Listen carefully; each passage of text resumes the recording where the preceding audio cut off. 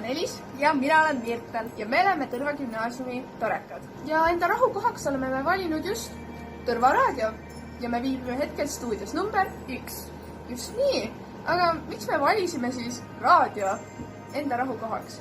Sellepärast, et meid ümbritsevad siia väga toredad inimesed ja see on väga kodune koht, kuid pole kohta ilma rajuta. Miks see koht just raju on? No enne saate algust tuleb ikka selline närv sisse ja saate ajal võib-olla paar apsu ka, aga me oleme õppinud nautima seda vaikust ja rahu enne seda tormi. Aga mida me küll soovime sellel aastal suvekoolile ja just nendele inimestele?